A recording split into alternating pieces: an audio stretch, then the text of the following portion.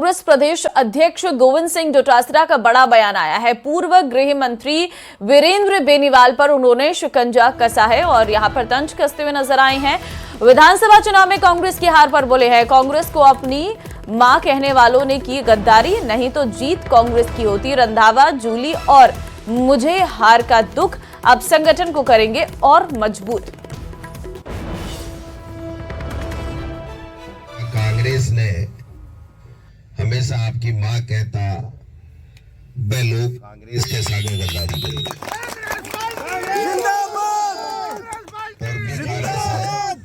भी कारण से थे जीत को नहीं पाया। ये बात की तकलीफ रंधावा साहब ने, जूली साहब ने, मने कांग्रेस पूरी पार्टी ने है। अभी संगठन ने ठीक करांगा और आगे आने वाले लोकसभा चुनाव के मायने जच्चर मेहनत करो, लोकसभा में कांग्रेस को उम्मीदवार जीताओ। आगे आने वाला भविष्य थाको है, कांग्रेस को है। सोशल मीडिया अभिव्यक्ति की आजादी का कमाल का प्लेटफॉर्म बन गया है। आम से लेकर खास तक सभी इस पर अपनी राय स्वतंत्र रूप से रखते हैं, भड़ास भी निकालते हैं। लेकिन राजनीति के दो दिग्गज जब सोशल मीडिया पर एक दूसरे से तानाकशी करते हैं तो वो वायरल हो जाती है। देखिए,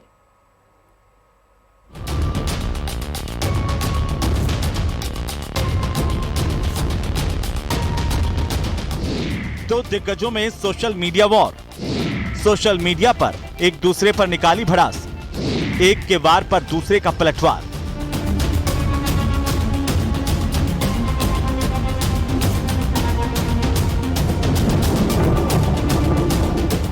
सोशल मीडिया पर इन दिनों कांग्रेस प्रदेश अध्यक्ष गोविंद सिंह डोटासरा और बीजेपी नेता राजेंद्र सिंह राठौड़ की ये पोस्ट वायरल हो रही है।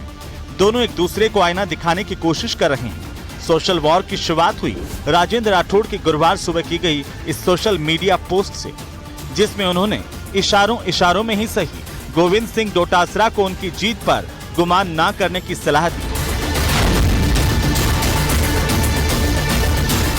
आप देख सकते हैं, ये वही ट्वीट है जिसमें वो अपने विरोधी को जीत पर अहंकार ना करने की बात कह रहे हैं। समझा भी रहे हैं कि हार और जीत एक ही सिक्के के दो पहलू हैं। उन्होंने सोशल साइट एक्स पर जो पोस्ट किया उसमें एक और परीक्षा बाकी होने का भी जिक्र किया। अब ये दूसरी परीक्षा कौन सी है ये राजेंद्र राठौड़ ही बता सकते हैं, लेकिन उनकी लगाई हुई चिंगारी की तपिश गोविंद सिंह डोटासरा तक पहुंच ही गई। फिर क्या था, वार पर पलटवार हुआ। अब देखिए कैसे गोविंद सिंह डोटासरा ने एक्स पर उनकी पोस्ट को रिपोस्ट करते हुए कुछ इस तरीके से जवाब दिया, गलतफहमी न पाल, ये जनता का पर्चा है। उन्होंने अहंकार वाली बात पर भी जवाब दिया और कहा यह अहंकार नहीं स्वाभिमान है। राजेंद्र राठौड़ को गोविंद सिंह डोटासरा ने उसी अंदाज में जवाब दिया, लेकिन आलम यह था कि ये सोशल वॉर यहीं खत्म नहीं हुआ। गोविंद सिंह डोटासरा की पोस्ट को रिपोस्ट करते हुए राजेंद्र राठौड़ ने एक बार फिर हमला किया, लेकिन इस बार अंदाज शायराना था, जिसमें वो कहते हैं कि बेरोजगारों का पर्चा लीक करने में भी मेहनत होती है। यह अजीबोगरीब कहानी आपकी अदा से ही क्यों बयां होती है। उन्होंने गोविंद सिंह डोटासरा की पोस्ट में अहंकार को स्वाभिमान बताने वाली लाइन पर तंज कसते हुए सवाल पूछा कि गरीबों के सपने कुचलने में कैसा स्वाभिमान। सोशल साइट एक्स पर गोविंद सिंह डोटासरा और राजेंद्र राठौड़ के बीच तू-तू में जारी है। अब देखना यह है कि राजेंद्र राठौड़ को डोटासरा कैसे जवाब देते हैं। Bureau report, news 18।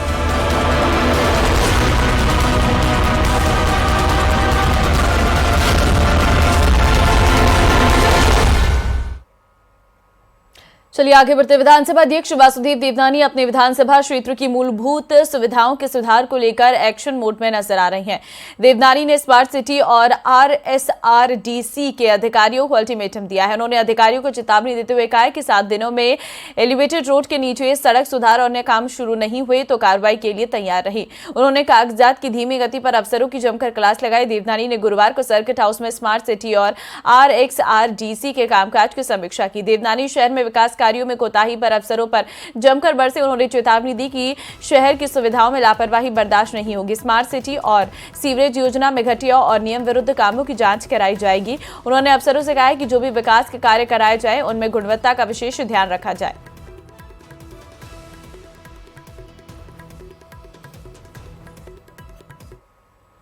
जाट आंदोलन का आज 17वां दिन है। केंद्र में आरक्षण की मांग को लेकर आंदोलन लगातार पिछले 16 दिन से जारी है और केंद्र की नौकरियों में ओबीसी वर्ग को आरक्षण की मांग की जा रही है और ये महापड़ाव लगातार जारी है।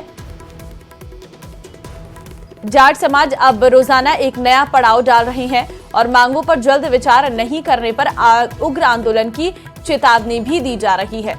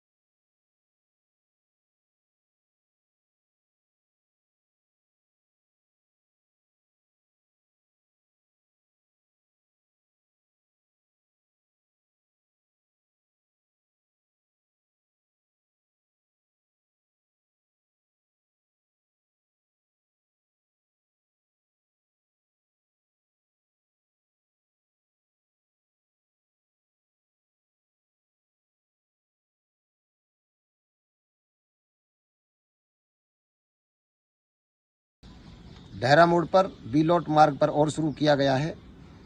रोजाना एक पड़ाव नया डालने का काम आरक्षण संघर्ष समिति के तत्वाधान में किया जा रहा है। धीरे धीरे इसी तरह से हम पड़ाव डालेंगे।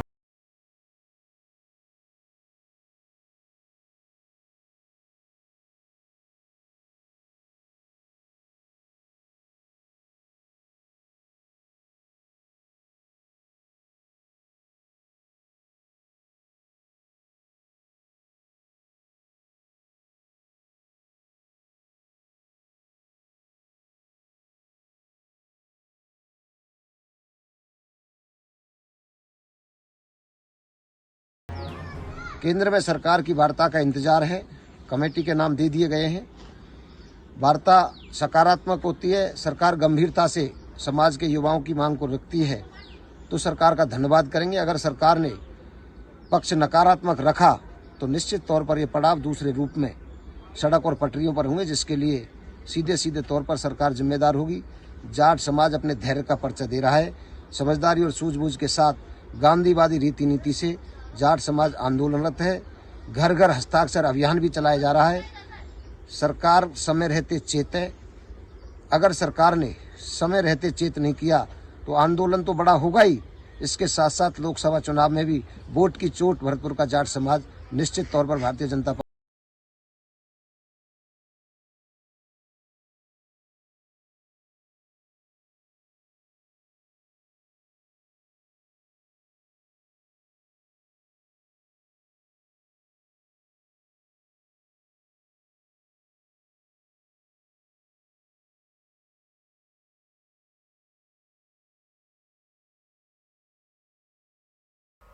राजधानी